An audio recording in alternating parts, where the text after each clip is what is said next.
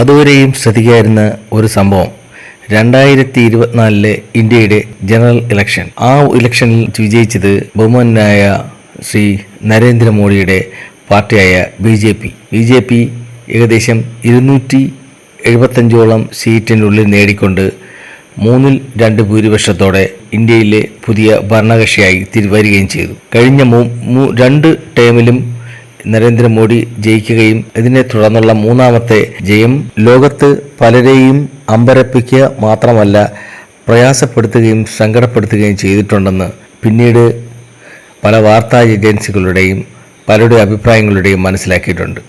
അത്തരം സംഭവങ്ങളിലേക്കാണ് പോകുന്നത്. ഒരിക്കലും ഇന്ത്യൻ ജനത കേൾക്കാൻ ആഗ്രഹിക്കാത്ത അല്ലെങ്കിൽ ഇന്ത്യൻ ജനത അറിയാൻ ആഗ്രഹിക്കാത്ത കാര്യങ്ങളാണ് നടക്കുന്നത്. ഉദാഹരണമായി, ഒരു രാജ്യത്തെ പ്രധാന തെരഞ്ഞെടുപ്പ് നടന്നു.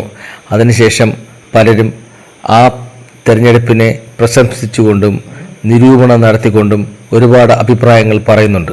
എന്നാൽ ഇന്ത്യയിൽ ഇപ്പോൾ 2024 നടന്ന ഇലക്ഷന് ശേഷം ഒരുപാട്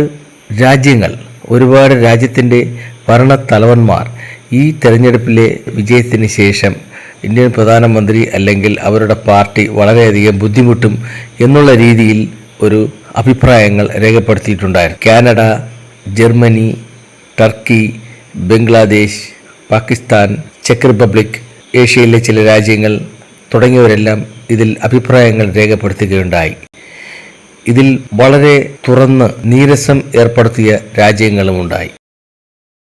ലോകത്ത് മുഴുവനും പല സ്ഥലങ്ങളിലും തിരഞ്ഞെടുപ്പ് നടക്കുമ്പോൾ അല്ലെങ്കിൽ ഒരു രാജ്യത്ത് തിരഞ്ഞെടുപ്പ് നടക്കുമ്പോൾ അവിടുത്തെ പ്രധാനപ്പെട്ട ഒരു ഫണ്ട് ട്രാൻസ്ലേറ്റർ, അതായത് പ്രധാനപ്പെട്ട ഒരു മാനിപ്പുലേറ്റർ ജോർജ് സോറോസ് മുൻപും പല രാജ്യങ്ങളിലും ലാറ്റിൻ അമേരിക്കൻ രാജ്യങ്ങളാവട്ടെ യൂറോപ്യൻ രാജ്യങ്ങളാവട്ടെ പല രാജ്യങ്ങളിലും ഫണ്ട് കൊടുത്ത് ആ രാജ്യത്തിനെ മാനിപ്പുലേറ്റ് ചെയ്യിച്ചു, അവിടുത്തെ തിരഞ്ഞെടുപ്പുകളെ മാനിപ്പുലേറ്റ് ചെയ്യിച്ചു, അവിടുത്തെ ഭരണക്രമത്തെ മാനിപ്പുലേറ്റ് ചെയ്യിച്ചു. എപ്പോഴും പള്ളികൾ ഭരണം നിയന്ത്രിക്കുന്ന, ശരിക്കും ആ രാജ്യത്തിൻ്റെ കഷ്ടതകളെ അല്ലെങ്കിൽ പ്രയാസങ്ങളെ അല്ലെങ്കിൽ സാമ്പത്തികമായി തകർന്നു കിടക്കുന്ന അല്ലെങ്കിൽ സാമ്പത്തികമായി മെച്ചപ്പെടാത്ത രാജ്യങ്ങളിൽ ഫണ്ടുകൾ കൈകാര്യം ചെയ്ത് ആ രാജ്യത്തിൻ്റെ ഭരണക്രമത്തെ അല്ലെങ്കിൽ ഭരണ സംവിധാനത്തെ അല്ലെങ്കിൽ രാജ്യത്തിൻ്റെ ഭരണഘടനയെ അട്ടിമറിക്കാൻ കഴിവുള്ള ആൾക്കാരാണ് ജോർജ് സോറോസിനെ പോലെയുള്ള ആൾക്കാർ.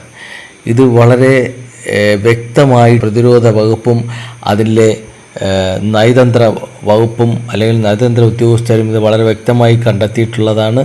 അത് ജനങ്ങളെല്ലാം അറിഞ്ഞിട്ടുള്ളതാണ്. ജർമ്മനിയിൽ ശരിക്കും പള്ളിയാണ് ഭരണം നിയന്ത്രിക്കുന്നത്. അതുപോലെ ഇറ്റലി, ഫ്രാൻസ്, ഏഷ്യ വിഭാഗത്തിൽപ്പെട്ടതായാലും യൂറോപ്യൻ വിഭാഗത്തിൽപ്പെട്ടതായാലും ഇവിടെ നിന്ന് ഒരു രാജ്യം എക്കണോമിക്കലി ഉയർന്നു വരാൻ പാടില്ല. അതിനുവേണ്ടി പരസ്പരം തമ്മിൽ തല്ലിക്കാനും ഹവാല വഴിയും ആതുര സേവനം വഴിയും ഫണ്ടുകൾ ഇന്ത്യയിൽ കൊണ്ടുവന്ന് നമ്മുടെ തെരഞ്ഞെടുപ്പ് സമ്പ്രദായത്തെ അല്ലെങ്കിൽ നമ്മുടെ ഒരു ലിബർട്ടിയെ തകർക്കാൻ വേണ്ടിയിട്ട് നമ്മുടെ രാജ്യത്ത് തന്നെ മുഖംമൂടി അണിഞ്ഞിട്ടുള്ള ധാരാളം ആൾക്കാരുണ്ട്. ഇങ്ങനെ ഉള്ള ഒരു അവസ്ഥയിൽ നിന്നാണ് ഇന്ത്യ ഗവൺമെൻറ് ഇപ്പോൾ ലോകത്ത് 3ാം ശക്തിയായി കുതിച്ചുകൊണ്ടിരിക്കുന്നത്. ഇത്തരത്തിൽ പ്രയോജനപ്രദങ്ങളായ അല്ലെങ്കിൽ എല്ലാവർക്കും അറിവ് പകരുന്ന വീഡിയോയുമായി വീണ്ടും വരാം. ഈ വീഡിയോ നിങ്ങൾക്കെല്ലാവർക്കും ഇഷ്ടപ്പെടുമെന്ന് കരുതുന്നു. നന്ദി, നമസ്കാരം.